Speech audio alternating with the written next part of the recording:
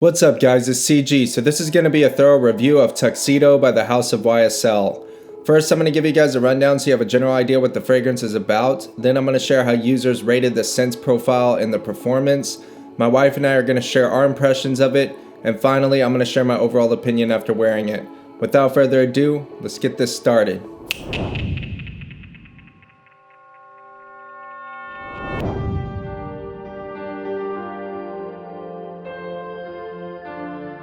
So for me, Tuxedo is a very unique fragrance. The base is a mix of bourbon, vanilla, benzoin, and it just creates this really warm, almost ambery orange sweetness, but it has this sharpness that makes it addictive from things like rose, pink pepper, and patchouli.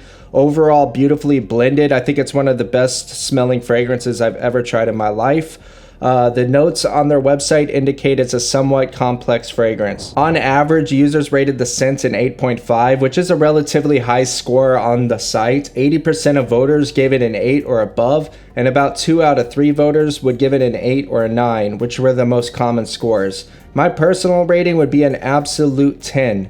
I love the scent DNA. It's the epitome. It's high up there with anything I've ever tried. It actually sparked my interest in the hobby, getting a hold of this DNA. It's so interesting, unique, but so wearable to me. For longevity, it got an average rating of a 7.6. About 3 out of 4 voters would give it a 7 or an 8, which were the most common scores. I'm going against the grain here. My rating is definitely not common, but I would actually give it a 5 in regards to longevity. I don't know if that's the longevity to price ratio, but I couldn't help but be disappointed with how long this lasts on my skin.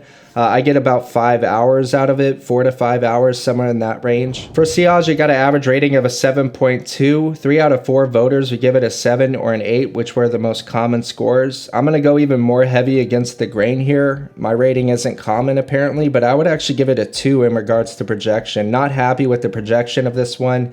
One of the ways I test projection is to really apply a fragrance heavy, go to my job, and just openly ask my coworkers, what do you think of the cologne I'm wearing today? Because they all know I wear cologne, and usually they comment on them, and sometimes they don't. And with this one, when I asked them, what do you guys think of it? Unanimously, nobody smelled it in the air, okay? And I get a sense that it's very soft. This is a fragrance that, for me, the price to performance ratio is just not there at all. The price versus how long it lasts, it's just not there, but it smells amazing while it's there on me. For that first 30 minutes to an hour when I'm in the car, I'm like, man, I want to smell like this all the time. But unfortunately, yeah, it just doesn't last on me and it doesn't project. So I actually have a pretty turbulent relationship with Tuxedo. It's the only fragrance that I think of that I actually paid retail for. Got it at an Neiman Marcus during the Black Friday sale a year ago. I think I paid $250 with tax, which I felt like was an incredible deal. Love the DNA, one of my favorite DNAs of all time, but ultimately sold my bottle off and would never buy it again. So it is a very up-down relationship. I'm going to get into that, but first I'm going to describe what I get from the scent profile of Tuxedo and why I love it so much. I get a definite prominence of a boozy vanilla. Like, that's very prominent in it, and it almost has an orange to it. And for some reason, it makes me think of Jolly Ranchers. One way I would describe it to somebody is think of like an orange cream saver.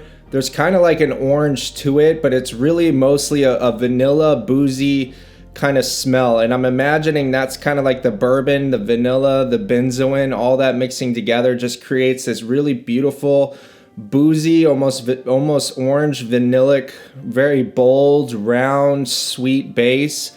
But with that, there's things coming in like patchouli and rose and pink pepper that's creating this almost sharp freshness to it. It's really hard to explain but these two things work so well together.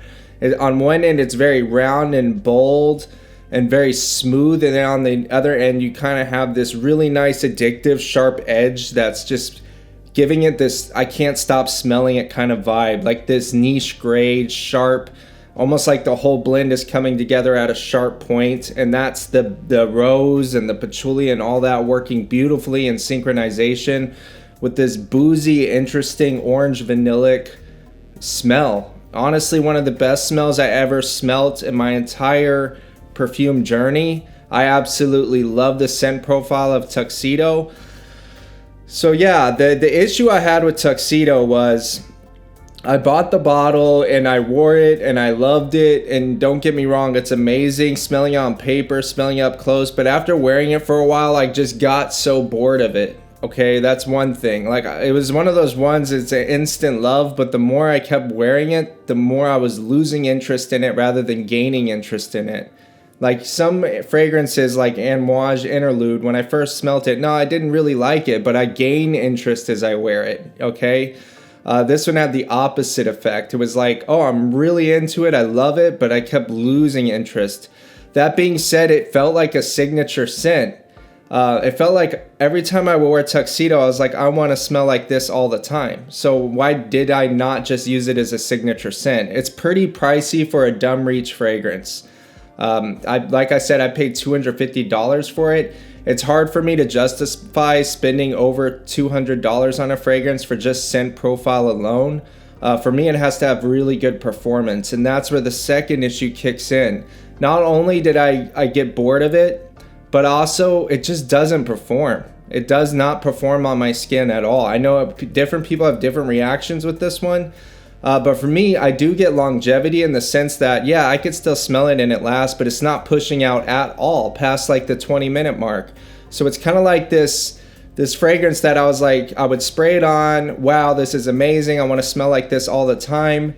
Then I'd get bored and it's not projecting at all. Kind of like this cycle where I was like, wow, this is a signature scent that's extremely expensive and only I can smell it. So I'm not smelling like it to other people. I'm just smelling it myself for 20 minutes.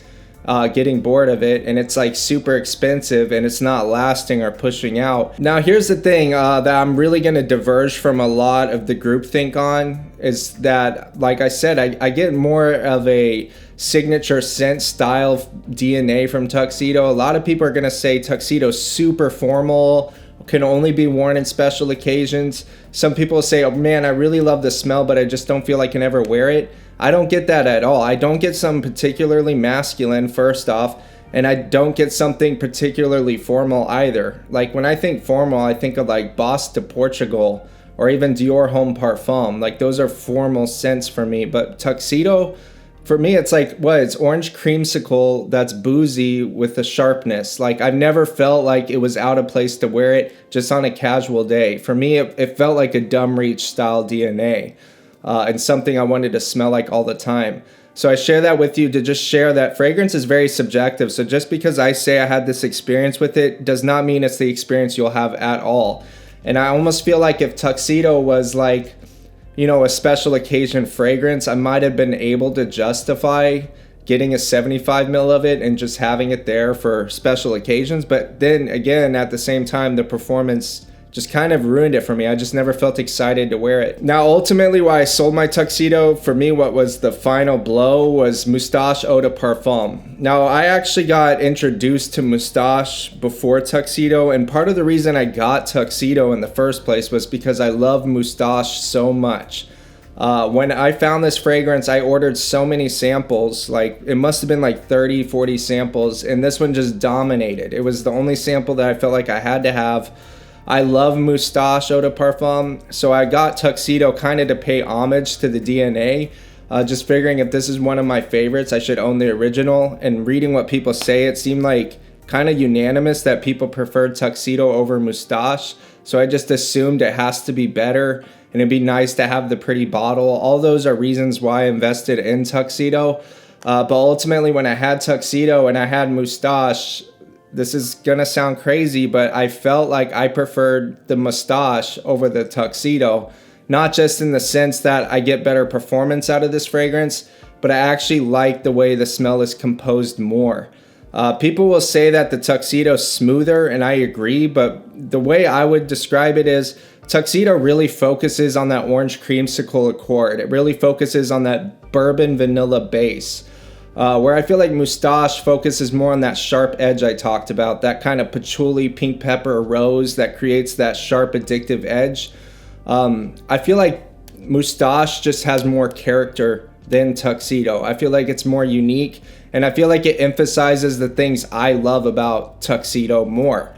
That sharp edge is really what I love about the fragrance to begin with. So that's very subjective. Plus, I get way better performance out of this. I've worn Tuxedo so many times to the workplace. I've never received one positive comment from anybody I know in my personal life, not one coworker, not one friend. I don't wear fragrance for that, but it never happened. And I truly believe it's because people couldn't smell it, because this one, I get positive comments almost every time I wear it.